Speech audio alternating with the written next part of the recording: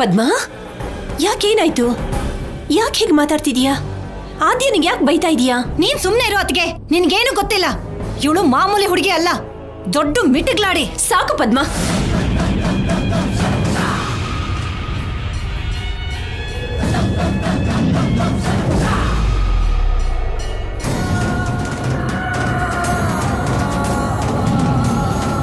ಆದ್ಯ ನನ್ನ ತಂಗಿ ಮಗಳು, ಅಂದ್ರೆ ನನ್ನ ಮಗಳಿದ್ದ ಹಾಗೆ. ನೀನು ಆದ್ಯನಿಗೆ ಬೈದ್ರೆ ನನ್ನನ್ನು ಬೈದ ಹಾಗೆ ಅರ್ಥ. ನೀನು ಯಾಕೆ ಬೈತಿದ್ಯಾ ಅನ್ನೋದನ್ನು ಮೊದಲು ಹೇಳು. ಸೀನು ಎಲೆನ ಬದಲಾಯಿಸ್ಕೊಂಡು ಅದ್ರಲ್ಲಿ ಅವಳು ತಿಂತಾ ಇದ್ದಾಳೆ.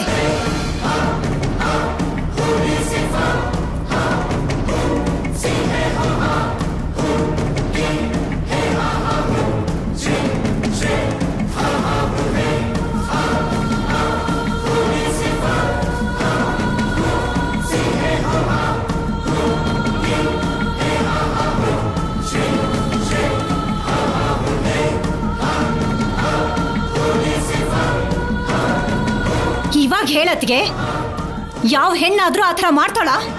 ಅವನಿಗೆ ಎಂಗೇಜ್ಮೆಂಟ್ ಆಗಿದೆ, ಮದ್ವೆ ಮಾಡ್ಕೊಳ್ಳೋ ಹುಡುಗಿ ಪಕ್ಕದಲ್ಲೇ ಇದ್ದಾಳೆ. ಇಲ್ಲಿ ನಾವು ಇಷ್ಟು ಜನ ಇದ್ದೀವಿ. ಎಷ್ಟು ಧೈರ್ಯದಲ್ಲಿ ಅವಳ ಎಲೆ ಬದಲಾಯಿಸ್ಕೊಂಡ್ಲು? ಅಷ್ಟಕ್ಕೂ ಅವಳ ಮನಸ್ಸಲ್ಲಿ ಏನ್ ಅನ್ಕೊಂಡಿದ್ದಾಳೆ? ನನ್ನ ಮಗನ್ನ ತನ್ನ ಬುಟ್ಟಿಗೆ ಹಾಕೋಬೇಕು ಅನ್ಕೊಂಡಿದ್ದಾಳ?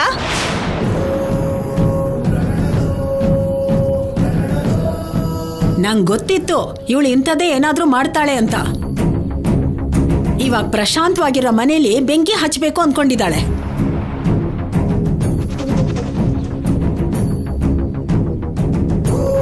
ಆದ್ಯ, ನಿನ್ನ ಎಲೆನ ಸೀನು ಕೊಟ್ಟು ಸೀನು ಎಲೆನ ನೀನು ಬದಲಾಯಿಸ್ಕೊಂಡ್ಯಾ?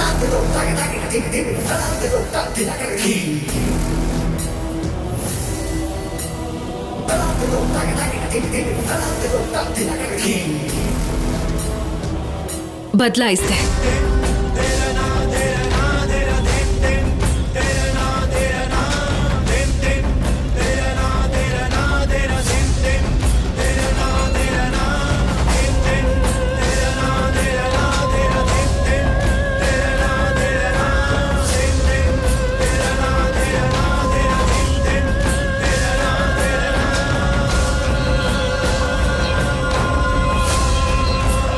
ಆದ್ರೆ ಅದು ಬಾಯ್ ಮುಚ್ಚು, ಬಾಯ್ ಮುಚ್ಚು ನೀನು.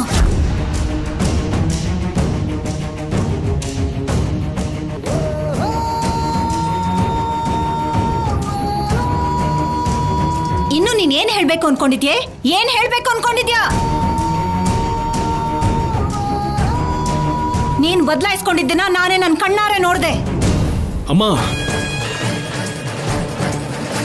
ಅವಳು ಬದಲಾಯಿಸಿದ್ಲು ಅಂತ ಹೇಳ್ತಿರ್ಬೋದು, ಆದ್ರೆ ನೀನು ಮಾತಾಡ್ಬೇಡ್ವೋ? ಏನು ಅವಳು ಪರ ವಹಿಸ್ಕೊಂಡು ಮಾತಾಡ್ತಿದ್ಯಾ? ಅದ್ ಹಾಗಲ್ಲ ಅಮ್ಮ, ಹೇಳೋ ಮಾತನ್ನ ಸ್ವಲ್ಪ ಕೇಳಿಸ್ಕೊಳ್ಳಿ. ಏನೋ ಕೇಳೋದು? ಹಾ, ಏನ್ ಕೇಳೋದು?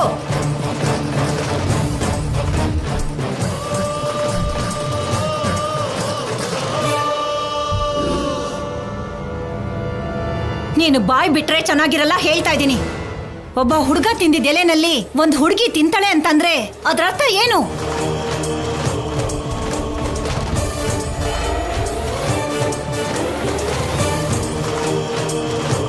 ಹಾಗೆ ಮಾಡೋದು ಮದುವೆ ಆಗಿರೋ ಗಂಡ ಹೆಂಡತಿ ಮಾತ್ರ.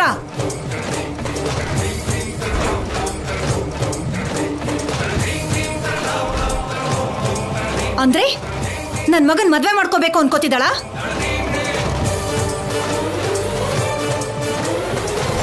ಇಲ್ಲ ಅಂತಂದ್ರೆ ಇವ್ರಮ್ಮ ಓಡ್ ಹೋದಾಗೆ ಇವಳು ಕೂಡ ನನ್ ಮಗನ್ ಕರ್ಕೊಂಡು ಓಡ್ ಹೋಗ್ಬೇಕು ಅಂತಿದ್ದಾಳ?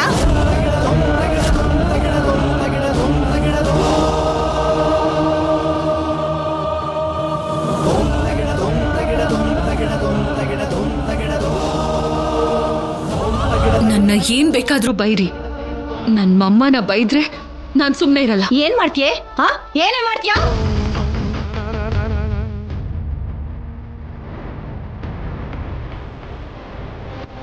ನಿಮ್ಮಮ್ಮಂಗ್ ಬೈದ್ ಕೂಡ್ಲೆ ಕೋಪ ಬರುತ್ತಲ್ಲ, ನಿಮ್ಮಮ್ಮನಿಂದನೇ ತಾನೇ ನಮ್ಮ ಮಾವ ಸತ್ತು ಹೋಗಿದ್ದು. ಅದಕ್ಕೇನೇ ಹೇಳ್ತೀಯಾ?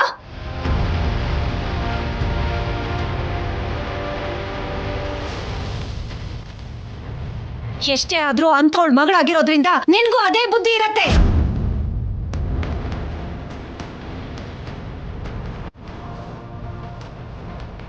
ಅಪ್ಪ ಅದಕ್ಕೆ ಬೇರೆ ಹೆಣ್ಣಿನ ಜೊತೆ ಮದುವೆ ಆಗ್ಬೇಕಾಗಿರೋ ಹುಡುಗನೇ ಬೇಕು ನಿನ್ಗೆ.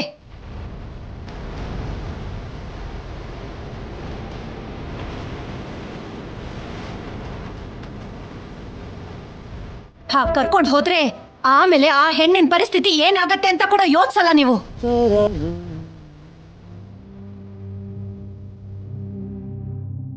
ನೋಡು ಚಾರು ಎಷ್ಟು ಸಂಕಟ ಪಡ್ತಾ ಇದ್ದಾಳೆ ಅಂತ ನೋಡಿ.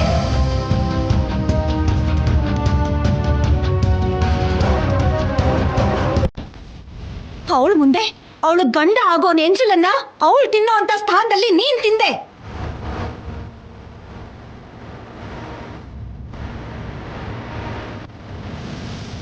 ಈಗ ಈ ವಿಷಯ ಅವ್ರ ಅಪ್ಪ ಅಮ್ಮನಿಗೆ ಗೊತ್ತಾದ್ರೆ ಅವ್ರಿಗೇನು ಉತ್ತರ ಕೊಡ್ತೀಯ?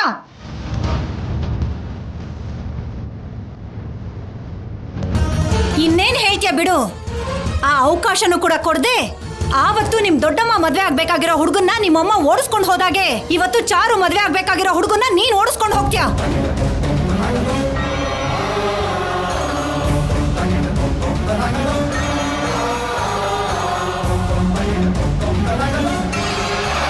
ನಿಮ್ಮಮ್ಮನ್ ಥರನೇ ಬುದ್ಧಿ ತೋರ್ಸೋದಕ್ಕೆ ಇಲ್ಲಿಗೆ ಬಂದಿದ್ಯಾ. ಅಷ್ಟಕ್ಕೂ ನಿಮ್ಮಮ್ಮನಿಗೆ ಬೈಬೇಕೆ? Just stop this nonsense.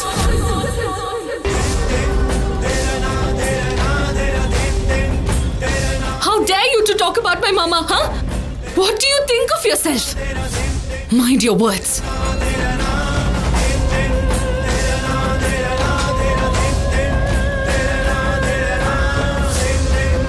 ಮಾತಾಡಕ್ಕೆ ಬಾಯಿದೆ ಅಂತ ಇಷ್ಟ ಬಂದ ಹಾಗೆ ಮಾತಾಡಬೇಡಿ.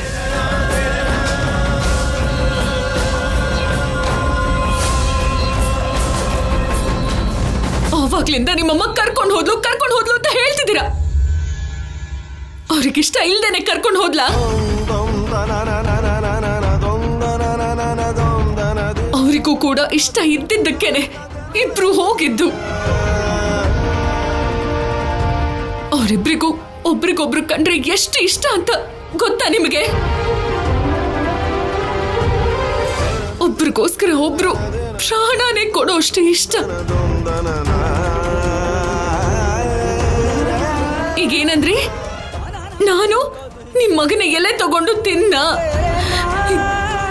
ಯಾರ ಎಲೆನ ಯಾರು ತಗೊಂಡ್ರು ಅಂತ ನಿಮ್ ಮಗನ್ನೇ ಕೇಳಿ.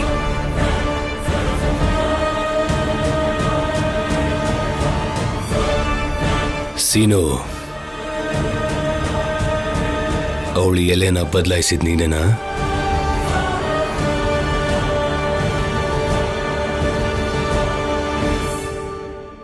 ಯಾರ ಎಲೆನ ಯಾರು ಬದಲಾಯಿಸಿದ್ದು ಅಂತ ಹೇಳು ಸೀನು.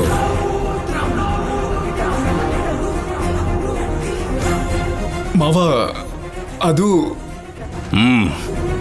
ಕೇಳ್ದಂತ ಪ್ರಶ್ನೆಗೆ ನೇರವಾಗಿ ಉತ್ತರ ಕೊಡ್ಬೇಕಾಗತ್ತೆ ಸೀನು. ಅವಳು ಎಲೆನ ನೀನ್ ಬದಲಾಯಿಸಿದ್ಯೋ ಇಲ್ವೋ? ಬದಲಾಯಿಸ್ದೆ ಮಾವ.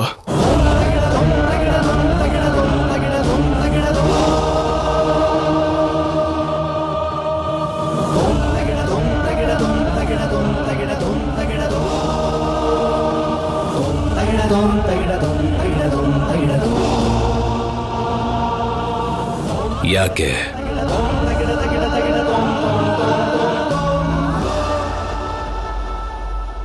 ಹೇಳು ಸೀನು. ಪಾಯಸಕ್ಕೋಸ್ಕರ ಮಾವ. ನನ್ನ ಎಲೆಯಲ್ಲಿ ಪಾಯಸ ಖಾಲಿ ಆಯ್ತು. ಅತ್ತೆ ಕೂಡ ಪಾಯಸ ಖಾಲಿ ಆಯ್ತು ಅಂದ್ರು. ಪಕ್ಕದ ಎಲೆಯಲ್ಲಿ ಪಾಯಸ ಇತ್ತಲ್ಲ, ಪಾಯಸದ ಮೇಲೆ ಆಸೆಗೋಸ್ಕರ ಆ ಎಲೆ ಯಾರ್ದು ಅಂತನೂ ನಾನು ಯೋಚನೆ ಮಾಡಿದೆ. ಅದನ್ನ ನಾನು ಬದಲಾಯಿಸಿದೆ ಮಾವ.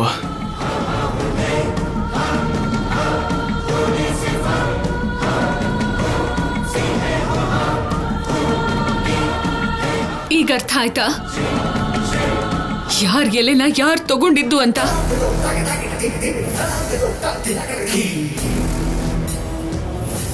ನಿಜ ಹೇಳೋ. ಯಾಕೆ ಸುಳ್ಳು ಹೇಳ್ತಾ ಇದ್ಯಾ?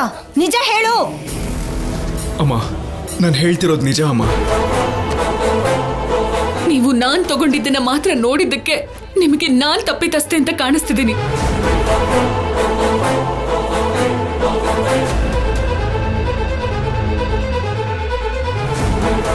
ಅಷ್ಟಕ್ಕೂ ಏನ್ ನಡೀತು ಅನ್ನೋದನ್ನ ಕೂಡ ತಿಳ್ಕೊಳ್ದೆ ನೀವು ಬಾಯಿಗೆ ಬಂದ ಹಾಗೆ ಮಾತಾಡ್ಬಿಟ್ರಿ. ಈಗ್ಲಾದ್ರೂ ಅರ್ಥ ಮಾಡ್ಕೊಳ್ಳಿ. ಆಗಾಗ ನಮ್ಮ ಕಣ್ಣೆ ನಮಗೆ ಮೋಸ ಮಾಡುತ್ತೆ ಅಂತ.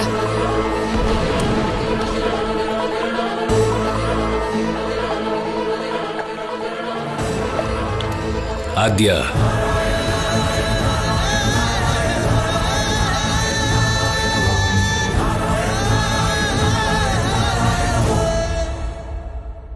ಇಲ್ಲಿ ತಪ್ಪು ನಡೆದಿದೆ. ಸೀನು ನಿನ್ ಎಲೆ ಬದಲಾಯಿಸಿ ತಪ್ಪು ಮಾಡಿದಾನೆ. ನಿಜ ಏನು ಅಂತ ಪದ್ಮ ತಿಳ್ಕೊಳ್ದೇನೆ ಬಾಯಿಗೆ ಬಂದ ಹಾಗೆ ನಿನಗೆ ಬೈದಿದ್ದಾಳೆ.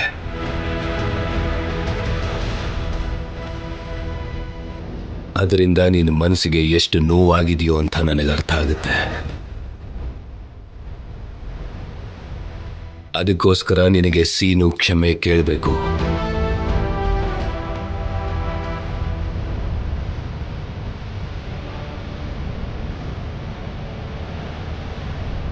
ಏನಣ್ಣ ಇದು? ಅವಳನ್ನು ಕ್ಷಮೆ ಕೇಳೋದು ಅಂತಂದ್ರೆ ಏನು? ಪದ್ಮ, ಸೀನು ತಪ್ಪು ಮಾಡಿದಾನೆ. ಒಂದು ಮನಸ್ಸಿಗೆ ಗಾಯ ಮಾಡೋದಕ್ಕೆ 1 ನಿಮಿಷ ಸಾಕು. ಆದರೆ ಗಾಯ ಪಟ್ಟಿರೋ ಮನಸ್ಸನ್ನ ತಿಳ್ಕೋಬೇಕು ಅಂದ್ರೆ ಇಡೀ ಜೀವನ ಸಾಕಾಗಲ್ಲ.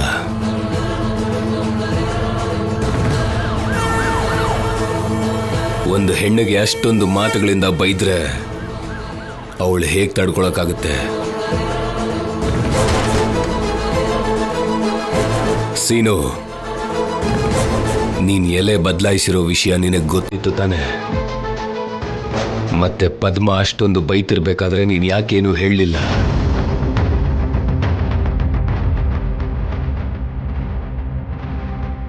ಮಾಡದೇ ಇರೋ ತಪ್ಪಿಗೆ ಯಾರು ಯಾರನ್ನು ನಿಂದಿಸಬಾರ್ದು. ಅದು ಯಾರಿಗೂ ಒಳ್ಳೇದಲ್ಲ. ಪದ್ಮ, ಅದಕ್ಕೆ ಮಾತಾಡೋದಕ್ಕೂ ಮುಂಚೆ ಯೋಚನೆ ಮಾಡಬೇಕು.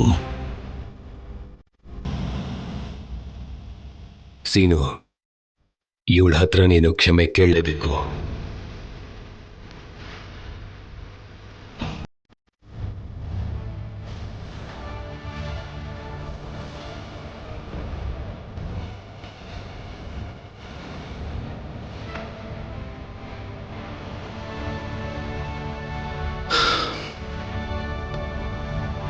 ಸಾರಿ ಆದ್ಯ.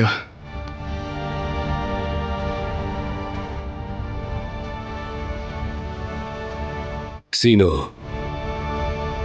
ದುಡ್ಡು ಹೋದ್ರೆ ಮತ್ತೆ ಸಂಪಾದಿಸ್ಕೋಬಹುದು. ಒಂದು ಕೆಲಸ ಹೋಯ್ತು ಅಂತಂದ್ರೆ ಇನ್ನೊಂದು ಕೆಲಸನ ಪಡ್ಕೋಬಹುದು. ಆದ್ರೆ ವ್ಯಕ್ತಿತ್ವ ಹೋದ್ರೆ ವಾಪಸ್ ಸಂಪಾದಿಸ್ಕೊಳ್ಳೋದಕ್ಕೆ ತುಂಬಾ ಕಷ್ಟ ಆಗತ್ತೆ.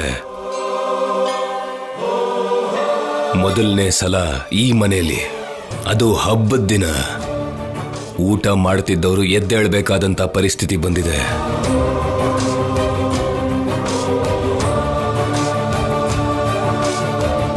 ಮತ್ತೆ ಇಂಥ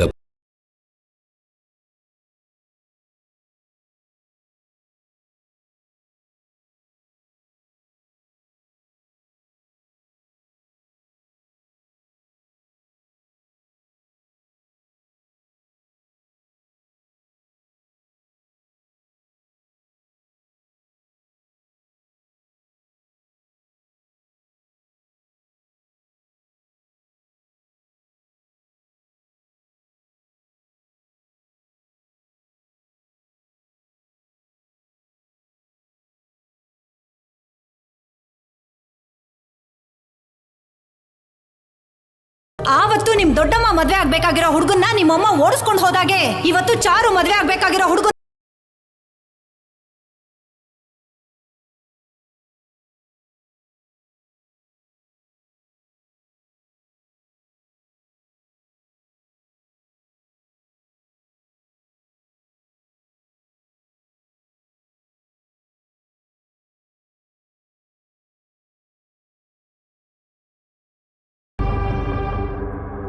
ನೋಡಿದ್ಯಮ್ಮಮ್ಮ, ಎಲ್ರೂ ಹೇಗ್ ಮಾತಾಡ್ಕೋತಿದ್ದಾರೆ ಅಂತ.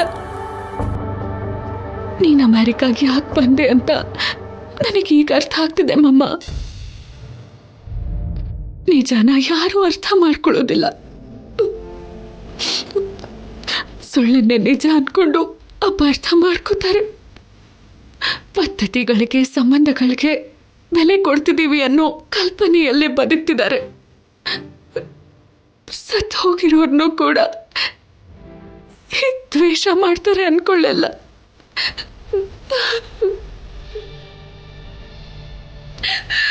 ತಪ್ಪೋ ಸರಿನೋ ತಿಳ್ಕೊಳ್ದೇನೆ ನನ್ನ ಬೈದಿದ್ದಕ್ಕೆ ನನಗೆ ನೋವಾಗ್ತಿಲ್ಲ.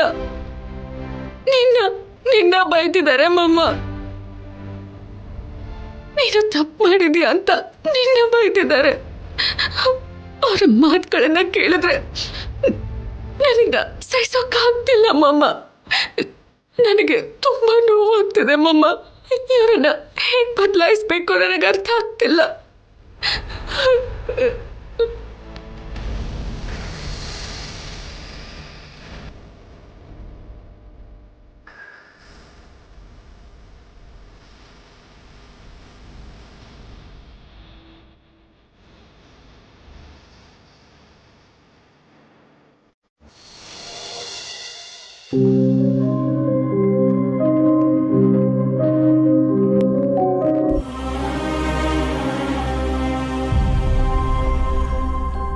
ಆದ್ಯ, ಅವ್ರು ಆಡಿದ ಮಾತುಗಳನ್ನೇ ಕೇಳಿ ನನ್ನ ಮನಸ್ಸಿಗೆ ಅಷ್ಟೊಂದು ನೋವಾಗಿರುವಾಗ ನಿನಗೆ ಎಷ್ಟು ನೋವಾಗಿರುತ್ತೆ ಅನ್ನೋದು ನನಗೆ ಅರ್ಥವಾಗುತ್ತೆ. ಅರ್ಥ ಮಾಡ್ಕೊಂಡು ಏನ್ ಲಾಭ? ಅವರು ಬಾಯಿಗೆ ಬಂದಾಗೆ ಮಮ್ಮನ ಬೈತಿದ್ರೆ ನೀವ್ಯಾಕೆ ತಡೀಲಿಲ್ಲ? ಹಾಗಲ್ಲ ಆದ್ಯ, ನಾನು ಕೂಡ ಪದ್ಮ ಹೇಳಿದ್ದೆಲ್ಲ ನಿಜ ನೀನು ಅನ್ಕೊಂಡ್ಬಿಟ್ಟೆ.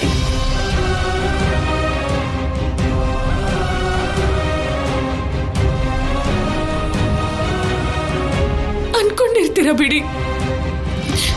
ಯಾಕೆಂದ್ರೆ ನೀವು ಕೂಡ ಈ ಕುಟುಂಬಕ್ಕೆ ಸೇರಿದವರು ಅಲ್ವಾ?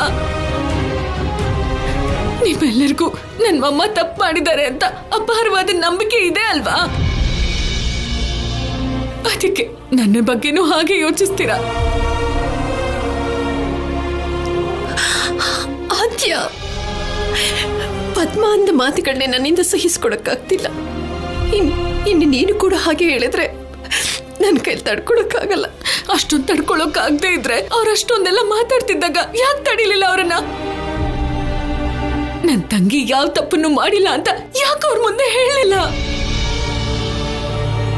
ಇನ್ನೊಂದ್ಸಲ ಹಾಗೆ ಮಾತಾಡ್ಬೇಡಿ ಅಂತ ಯಾಕೆ ಅವ್ರಿಗೆ ಬುದ್ಧಿ ಹೇಳಲಿಲ್ಲ?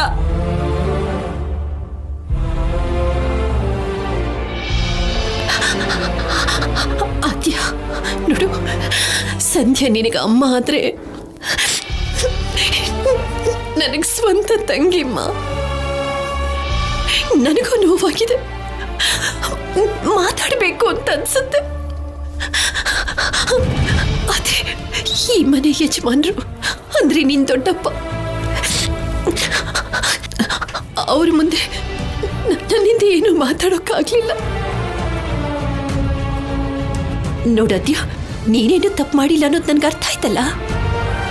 ಅಂದ್ರೆ ಒಬ್ರು ಹೇಳ್ದೆ ಇದ್ರೆ ನಿಮಗ್ ಅರ್ಥ ಆಗ್ತಿರ್ಲಿಲ್ವಾ?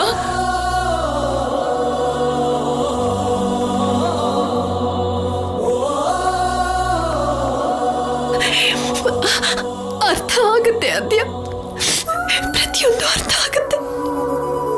ಆದ್ರೆ ಮಾತಾಡೋ ಪರಿಸ್ಥಿತಿಲಿ ನಾನಿಲ್ಲ ಕಣೋ. ಹೌದು, ನೀವ್ಯಾವತ್ತೂ ಮಾತಾಡೋ ಪರಿಸ್ಥಿತಿಯಲ್ಲಿ ಇರೋದಿಲ್ಲ. ಅದಕ್ಕೆ ನೀವ್ ಹೇಗಿರೋದು? ಪಾಪ ರಾಜಲಕ್ಷ್ಮಿ ಕೂಡ ಹಾಗೆ ಬೆಳೆದಿದ್ದಾಳೆ. ನಾನು ಈ ಮನೇಲಿರೋದಕ್ಕೆ ಕಾರಣ ಕೇವಲ ರಾಜಲಕ್ಷ್ಮಿಗೋಸ್ಕರ ಮಾತ್ರನೇ. ನಾನಿಲ್ದೆ ಹೋದ್ರೆ ಅವಳನ್ನ ಇನ್ನೂ ಅಮಾಯಕಿಯಾಗಿ ಬೆಳೆಸ್ತೀರಾ ಅಂತ ಇಲ್ಲೇ ಉಳ್ಕೊಂಡೆ. ಇಲ್ಲ ಅಂದ್ರೆ ಯಾವತ್ತೂ ಹೊರಟೋಗಿರ್ತಿದ್ದೆ. ಆದ್ರೆ ಒಂದಿನ ಹೇಳ್ತಿದ್ದೀನಿ, ನೆನಪಿಟ್ಕೊಳ್ಳಿ. ಇನ್ನೊಂದ್ಸಲ ನನ್ನ ಮಮ್ಮ ಬಗ್ಗೆ ಯಾರಾದ್ರೂ ಕೆಟ್ಟದಾಗಿ ಮಾತಾಡಿದ್ರೆ ನಾನು ಅವ್ರಿಗೆ ಸರಿಯಾಗಿ ಬುದ್ಧಿ ಹೇಳ್ತೀನಿ. ನೀನು ಅವ್ರಿಗೆ ಬುದ್ಧಿ ಹೇಳಬೇಕು ಅಂದ್ರೆ ನೀನು ಯಾವ ತಪ್ಪುಗಳನ್ನು ಮಾಡಬಾರದು ಆದ್ಯ. ನಾನು ಯಾಕೆ ಮಾಡ್ತೀನಿ? ಅದು ಹಾಗಲ್ಲ ಆದ್ಯ. ಪದ್ಮ ಹೇಳ್ದಾಗೆ ನೀನು ನೀನು ಸೀನು ಎಲ್ಲಿ ತಗೊಂಡೆ? ನೀವಾಗ ಹೇಗ್ ಅನ್ಕೊಂಡ್ರಿ? ಅದು ಅಲ್ಲದೆ ನಾನು ಯಾಕೆ ಸೀನುನ ಪ್ರೀತಿಸ್ಲಿ ಹೇಳಿ?